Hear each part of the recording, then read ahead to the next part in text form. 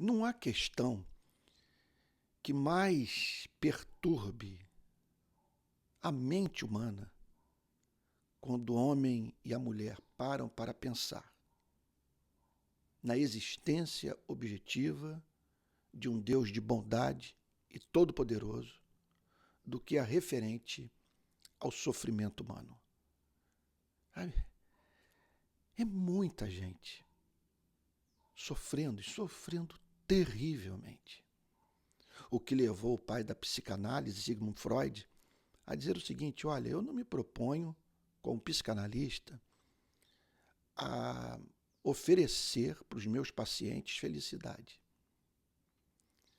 Então ele, que era ateu, no seu livro Mal-Estar na Civilização, declarou: felicidade é tema da religião. Ele não acreditava em religião, ele tinha a religião como neurose. Agora, ele dizia que se tivesse que haver uma resposta, essa seria de natureza religiosa. Porque fora do campo da religião, não há como o ser humano encontrar uma visão de mundo que lhe proporcione felicidade. Então ele dizia que os seres humanos lidam com 3 espécies de infortúnio. Aqueles que são referentes ao seu corpo, sua fragilidade, seu processo inexorável de envelhecimento e morte. Depois, os problemas relativos à natureza, que muitas vezes se volta contra o ser humano na forma de terremoto, furacão, tsunami.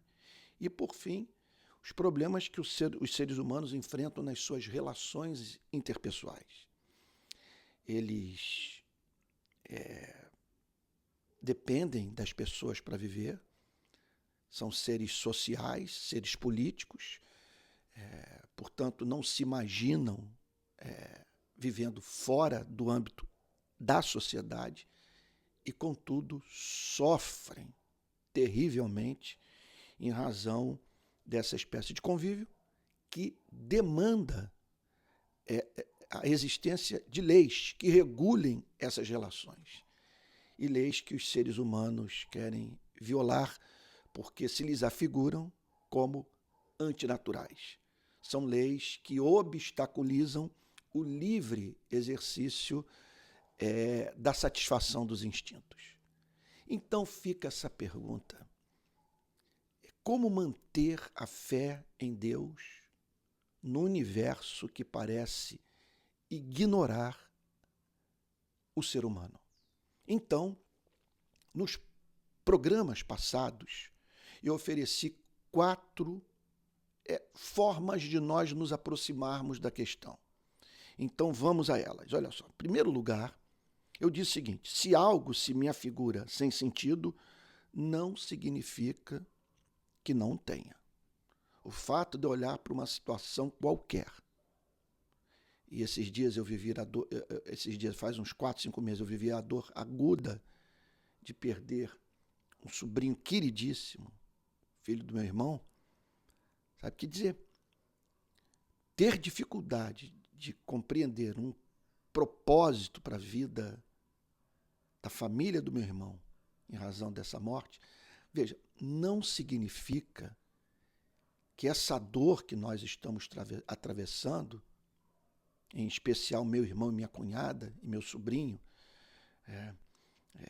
tinham 2 filhos e agora restou um, isso não significa que não haja um propósito, porque muitos assumem, eu também fiz essa afirmação, citando Tim Keller, pastor norte-americano recentemente morto.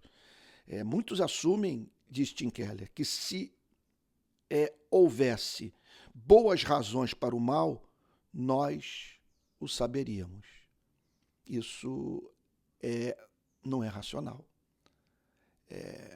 Não há como você fundamentar racionalmente uma declaração como essa, porque é possível nós pensarmos na possibilidade de um ser todo-poderoso e bom usar o mal para o cumprimento dos seus propósitos E isso a ponto de um dia, diante da revelação dos seus planos eternos, nós cairmos de joelhos em sua presença, a fim de o agradecer pela sua condução sábia, justa, bondosa, soberana de tudo aquilo que acontece no universo. Em segundo lugar, eu disse que muitas vezes nós mesmos testemunhamos passados alguns dias, meses e anos o propósito do mal para a nossa vida. Todos nós temos um histórico de situações dolorosas das quais podemos extrair bênçãos que não obteríamos de uma outra maneira. Então, é muito importante que nós consideremos esse fato. A nossa própria vida está eivada de experiências dessa natureza. Olha, eu observo na Bíblia e na vida de muitos o seguinte impressionante fato: é que a pessoa tinha em mãos algo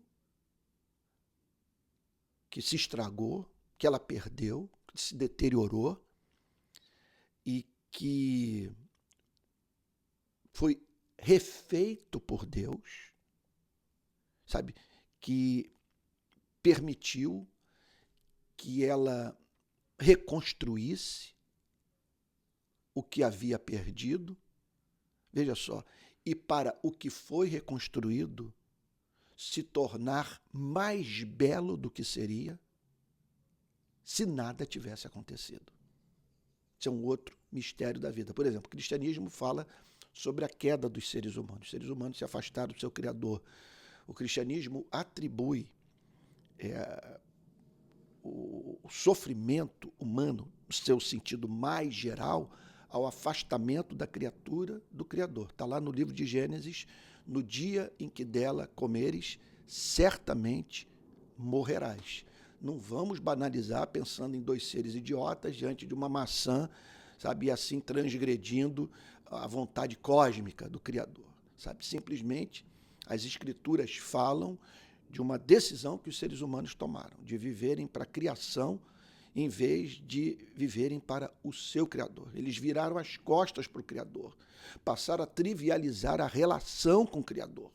E não apenas isso, fazer guerra uns com os outros. E o Criador deixou claro que ele, na sua santidade, não poderia abençoar os seres humanos. Emitiram uma nota, portanto, confusa para o universo. Que nota? De que ele não se importa com a maldade. E é claro que, conforme acabei de dizer, mencionando Freud, parte do nosso sofrimento tem a ver com aquilo que nós fazemos contra a vida do próximo. E isso atrai a justa indignação divina. Então, a Bíblia, contudo, revela que essa decisão do ser humano de se afastar do seu Criador, que fez com que ele atraísse para si mesmo tanto sofrimento, olha, ao mesmo tempo, isso é uma coisa impressionante, permitiu o que não aconteceria de uma outra forma, que Deus revelasse para a humanidade um lado do seu amor que só pode se afirmar, se manifestar, se tornar visível diante da realidade do pecado. Se o ser humano não tivesse pecado, Deus não teria enviado seu Filho para reconciliar o ser humano com o seu Criador. E ao fazê-lo, nós nos deparamos com esse lado do amor de Deus, que até onde sabemos só pôde ser conhecido pelas suas criaturas racionais, incluindo aí os anjos, arcanjos e querubins, no episódio, veja só, da queda seguida. Quando eu digo queda, eu falo do afastamento do ser humano do seu Criador, mas que foi seguida dessa extraordinária manifestação de amor de um Deus que, em vez de destruir os seres humanos, enviou seu Filho para oferecer a eles um perdão. Quer dizer, o Deus contra o qual nós nos insurgimos é visto nas Sagradas Escrituras dizendo: eu não quero destruir vocês, envio o meu único filho para que vocês se reconciliem comigo. Então, que você e eu pensemos nesse outro fato referente ao tema do problema do sofrimento humano. Muitas vezes nós somos testemunhas, passados alguns anos do propósito do mal para a nossa vida. Eu também disse nos programas anteriores, em terceiro lugar, que o mal visto como tal aponta para a existência de Deus. Afinal de contas, por que chamamos o mal de mal? Sabe? Quando nós assim o fazemos, nós estamos apontando para uma referência absoluta, para o universo onde as coisas estão compostas de uma tal maneira, sabe, que nós somos levados a dizer: olha, algo mal, perverso nesse planeta, sabe, que não temos como celebrar, para o qual não temos de modo algum como dar as boas-vindas. Mas ao nos comportarmos assim, nós estamos agindo contra, sabe, um universo que deve sua existência a uma força impessoal, porque se a realidade última é impessoal, uma simples energia, nós não temos por que esperar viver num mundo melhor do que o que vivemos. Aí, nesse sentido, o que Freud disse é irrefutável. A criação, vamos dizer, a criação a partir dessa ação cega de energias impessoais, realmente não se importa com a felicidade humana e nós não deveríamos, portanto, nos revoltar contra os nossos infortúnios. Faz sentido você, vamos assim dizer, mandar uma banana para uma coisa que casualmente nos criou e nos remetendo para toda essa desgraça com a qual lidamos diariamente. Sabe? Quer dizer, quando você, em razão do problema do sofrimento, sabe, decide negar a existência objetiva de um Deus de bondade e todo-poderoso, você está, ao mesmo tempo, eliminando todo o sentido da sua revolta. Não há mais alguém de quem reclamar.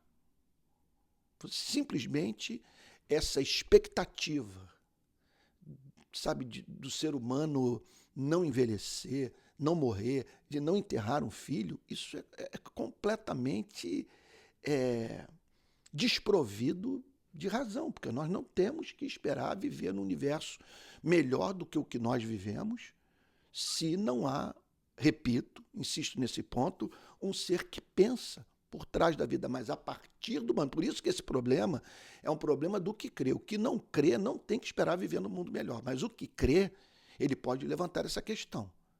Sendo o Senhor bom e todo-poderoso, por que nós sofremos tanto? E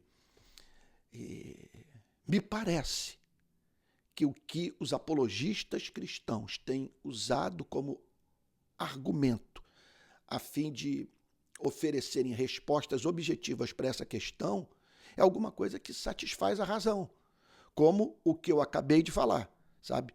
Quer dizer, o mal visto como tal aponta para a existência, sabe, de uma referência pessoal e, eu diria, santa, amorosa, bondosa, uma vez que nós não poderíamos chamar o mal de mal se tivéssemos nascido num universo diferente desse descrito pelo livro de Gênesis, sabe? Um universo criado por um ser santo. e que, ao nos formar a sua imagem e semelhança, nos dotou dessa noção dessa noção de certo e errado.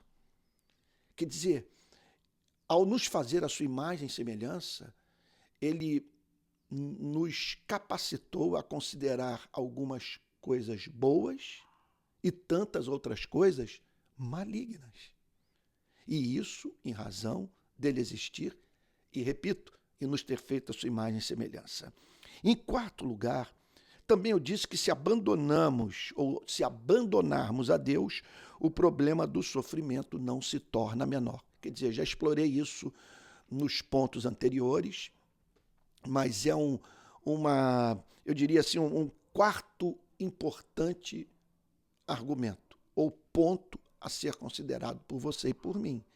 Se nós abandonarmos a Deus, o problema do sofrimento não se torna menor. Pelo contrário, nós abrimos mão de toda esperança.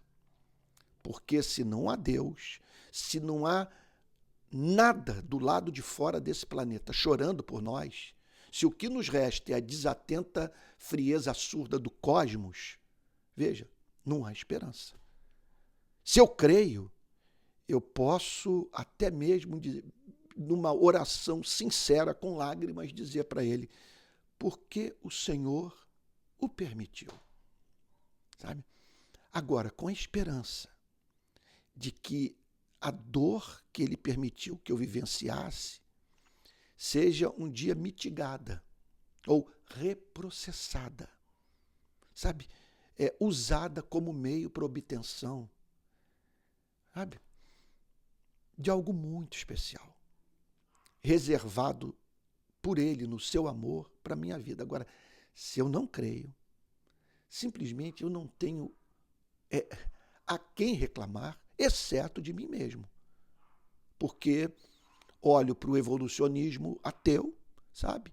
E considero, portanto, que todas as coisas são resultado de um choque do nada com o acaso, ok? Mas, paradoxalmente, eu vivo como se Deus existisse, esperando da vida aquilo que o evolucionismo ateu não pode me oferecer. Agora vamos para 2 pontos a mais, que eu julgo de suma importância.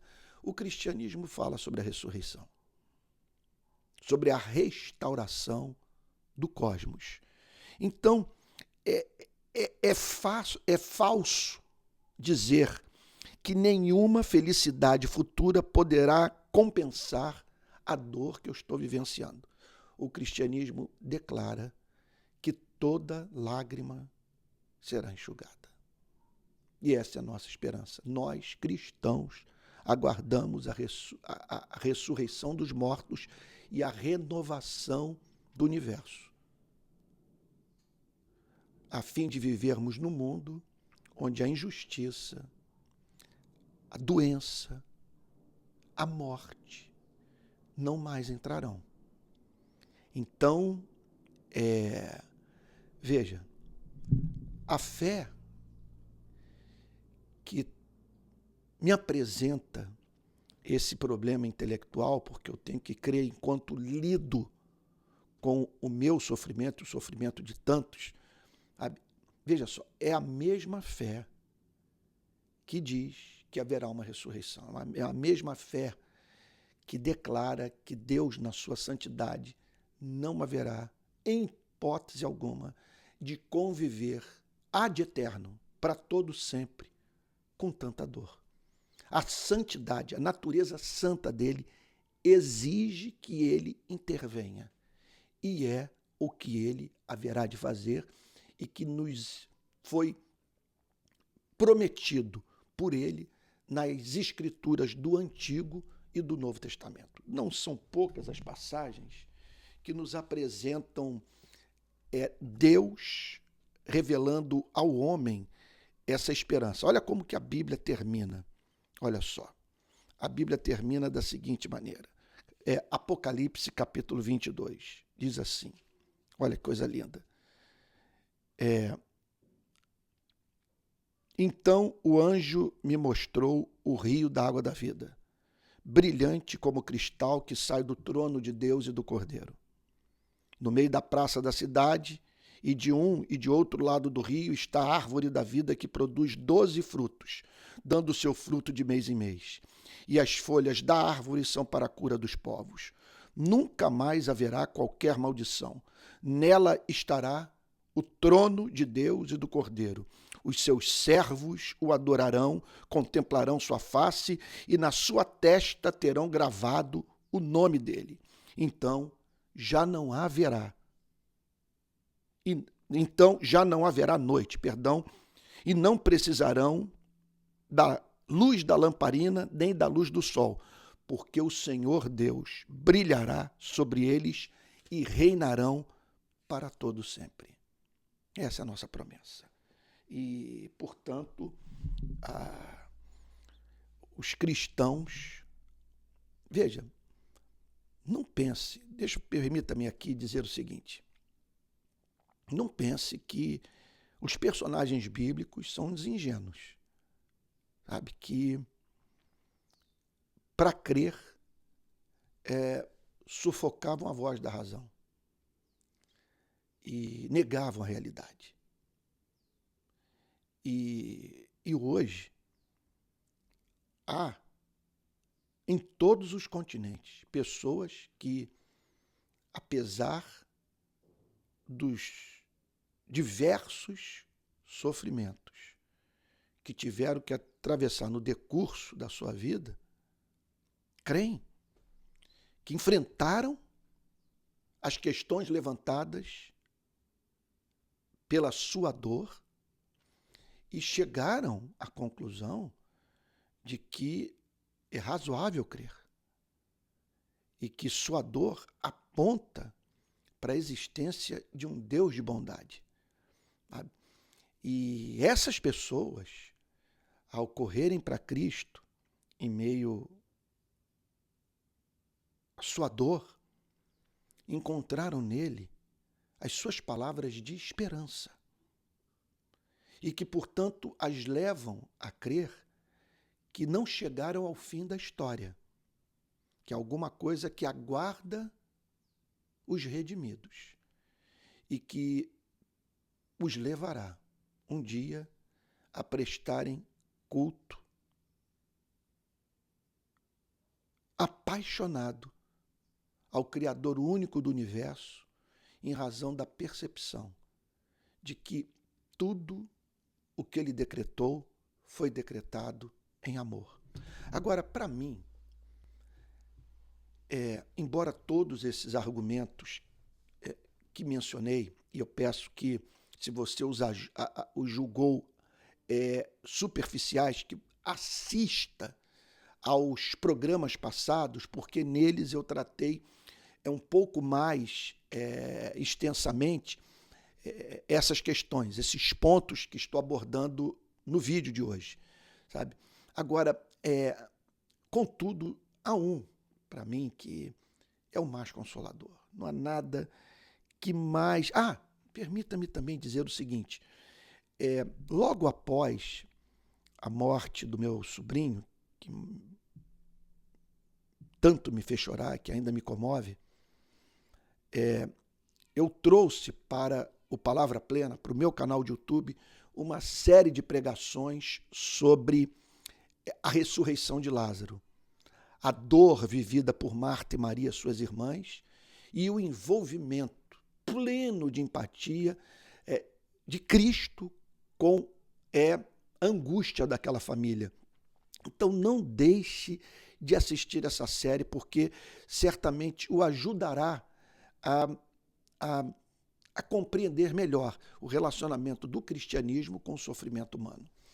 Mas não tenho dúvida de que não há nada que mais possa nos consolar do que o sofrimento do próprio Deus. Porque o Deus cristão é visto na pessoa do seu único filho, enfrentando todas as dores que você e eu enfrentamos. Então, o Deus cristão é um Deus que conhece de modo real, em razão da sua encarnação, a sua e a minha dor. Ele foi traído pelos seus amigos, ele passou por uma sessão de tortura nas mãos da polícia do templo e dos soldados romanos, foi crucificado e na cruz ele provou do inferno a fim de oferecer a você e a mim, como diz John Stott, teólogo inglês, um perdão integral, porque na cruz ele não apenas morre fisicamente, ele morre espiritualmente, ele vê o rosto do Pai se apagar. E por isso ora nos seguintes termos: Deus meu, por que me abandonaste? Então, não há nada mais consolador do que sabermos que o Deus que existe é um Deus que, na pessoa do seu Filho, se identificou com o seu e com o meu sofrimento. O que levou o próprio John Stott a dizer o seguinte: eu não acreditaria em Deus se não fosse a cruz. Porque na cruz, Deus não apenas justifica o pecador, porque nós cristãos acreditamos que na cruz Deus morre por nós. Ele morre a nossa morte. A morte que deveríamos experimentar, ele experimenta no nosso lugar, a fim de oferecer um perdão gratuito e justo aos que se arrependem e creem. Agora, na cruz, diz John Stott, ele não apenas justifica o pecador, ele justifica a si mesmo no mundo sofredor. Porque o Deus cristão é um Deus conosco. E não há nada mais encantador do que saber que a medida do amor de Deus por nós é o amor pelo seu único filho. É o que ele mais ama. E ele, a despeito desse amor, o enviou, a fim de reconciliar rebeldes consigo mesmo, oferecendo-lhes esse perdão, fruto da expiação, da sua morte propiciatória, quer dizer, da morte que torna um Deus justo propício ao pecador. Então, eu gostaria que você considerasse esses pontos. Você, especialmente, que está sofrendo ou que é muito sensível em relação à vida e sofre com o sofrimento das demais pessoas. Que você considerasse o fato de que essa dor que você está experimentando, ela se tornaria, aí sim, eu diria, insuportável. Olha, uma pessoa que chega nesse ponto, nós podemos dizer, conheceu o inferno. O que é o inferno? É você olhar para o seu sofrimento, para o sofrimento da humanidade e não ver propósito algum. Eu diria o seguinte, que o cristão mais sensível, que sofre com o sofrimento do próximo, que experimenta quer dizer, a dor na sua própria vida, veja só, ele prova de uma angústia real, contudo, acompanhada do elemento de esperança. Então, o que eu quero lhe oferecer nessa série de pregações sobre o problema do sofrimento é esperança, é consolo, é você se encontrar debaixo das asas de Deus, sob os seus cuidados, ouvindo a sua voz doce, consolando seu coração e trazendo resposta para as questões que você gostaria de tratar na sua presença, a fim de prestar um culto honesto a Ele. E isso é bonito. Sabe, você não abrir mão da razão e não dar um salto de fé cego. Não é isso? Sabe? É bonito, portanto, você apresentar suas questões. Repito, ser honesto na presença dele. Agora, que você avance, que você considere que perguntas devem ser feitas a esse universo para o qual não há um Criador.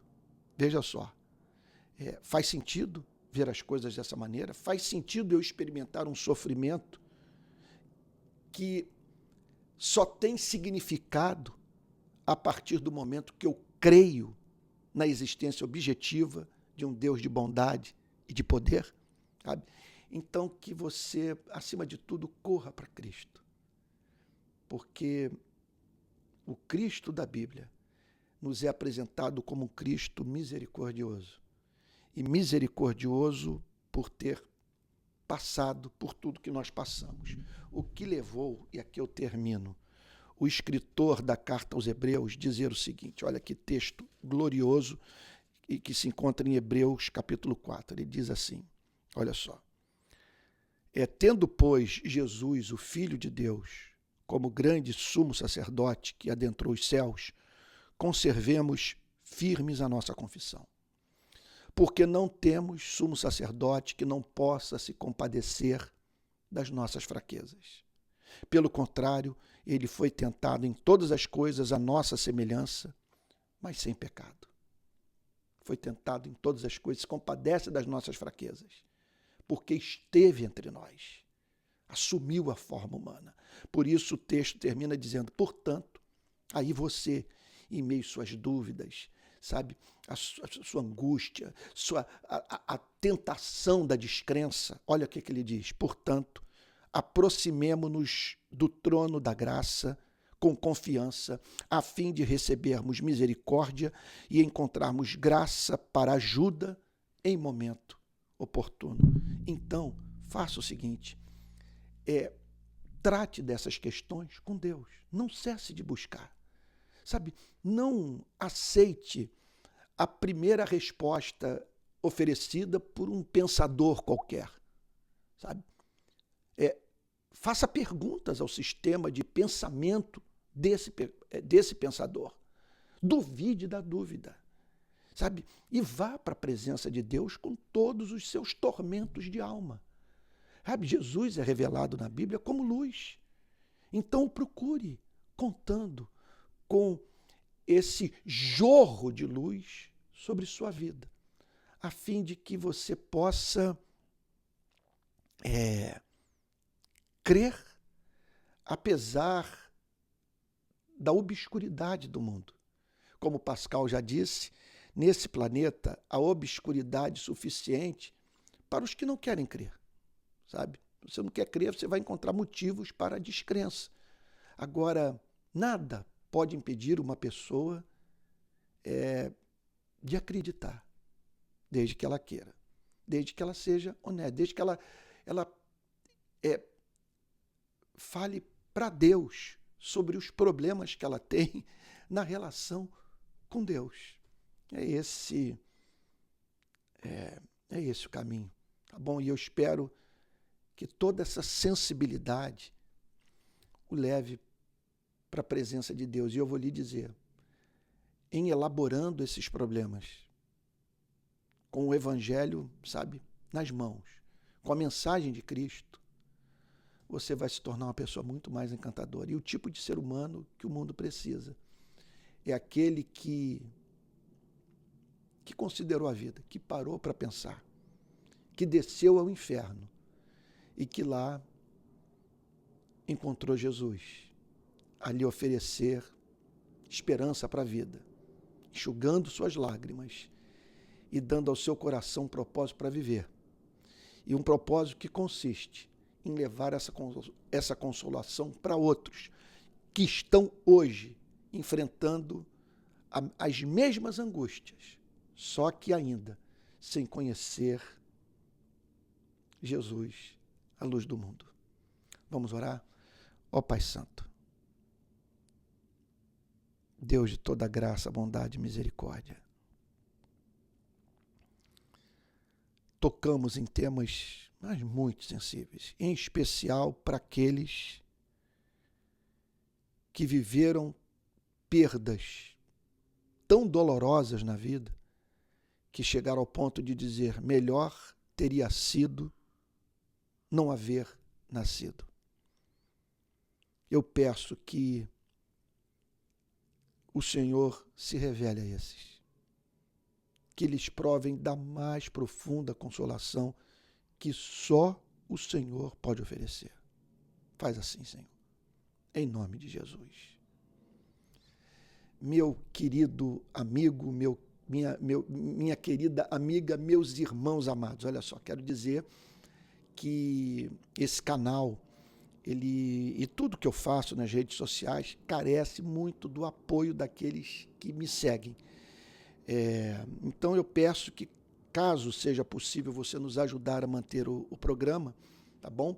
Que você contribua. Esse é o nosso Pix, palavraplena@gmail.com.